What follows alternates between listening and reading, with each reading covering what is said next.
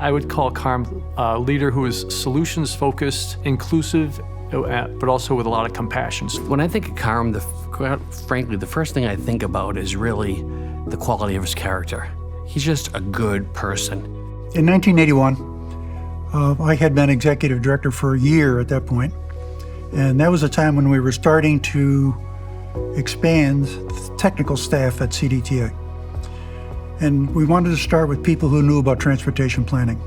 So we put a blind ad in the Boston Globe. It said Upstate Transportation Agency, upstate New York. That was the level of interest. It was, sounded good, give it a whirl. Talk about luck.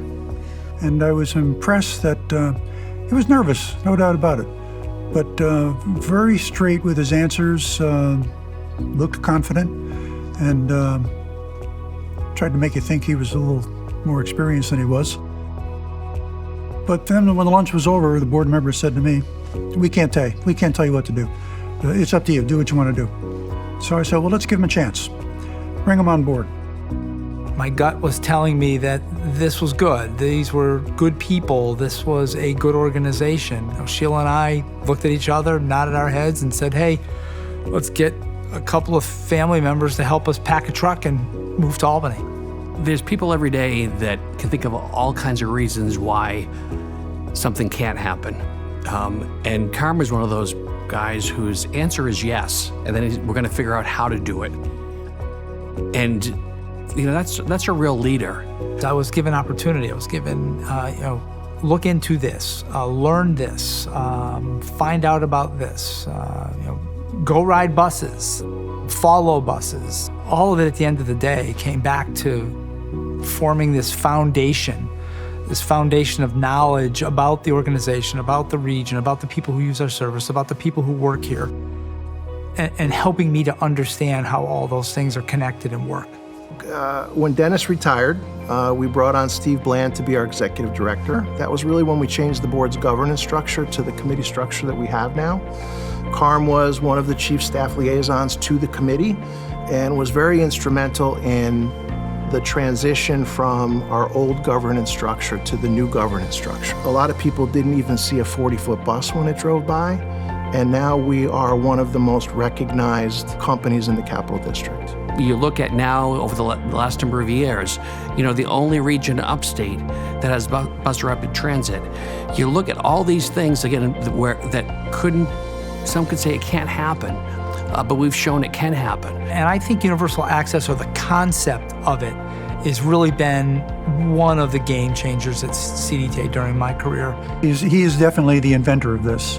And I can remember the first opportunity that he saw for this, but it was a company that had problems with their workers coming in and finding parking places and things like that.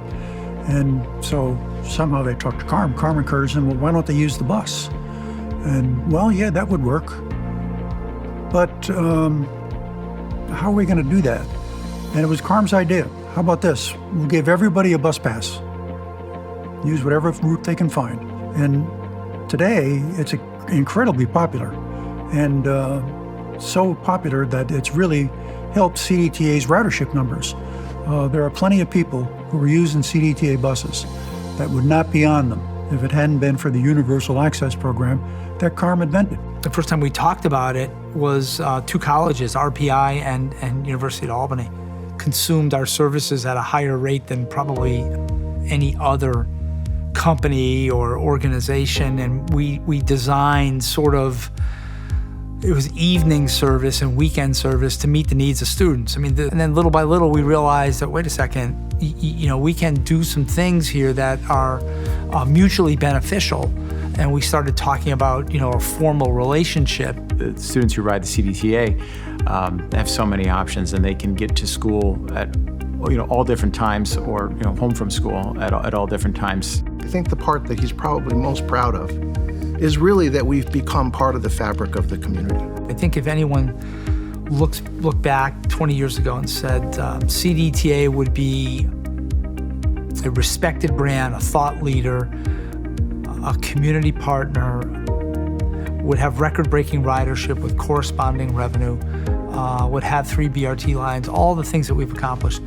I don't think anybody would believe it. We got it done. We've got it done because we have good people. But we've had a resolve, a can-do attitude. I think that's what I want to leave people with. You can do it if you try. But talking specifically about the CDPHP cycle program, that was a brainchild of Carm. He was bringing, social bikes to Albany, and he was mentioning it to me at a casual meeting, and basically said, "I want to be a part of that." Well, I think certainly being awarded the best public transit system in North America in 2017, being recognized by your peers across the country for what you do for your community, and that's pretty amazing. I think about the tables that I'm at, and oftentimes that CDTA has a seat at that table. Before Carm was there, CDTA didn't have a seat at the table. And it's really because of sort of his approach. Well, I know that he's not done. I think it really is a next act for him. I don't have any doubt that whatever he decides to do, he'll do it very well. He's often joked with me that maybe it'll be at CBA, and I very seriously answer him, I hope so. Do what you want to do at your own pace for the number of hours you want to do it. Really enjoy what you've earned. I would encourage Carm to learn how to chill a little bit, but also encourage him to remain engaged civically in our community. He brings so much to the table. Hey, Carm, welcome to the fourth quarter.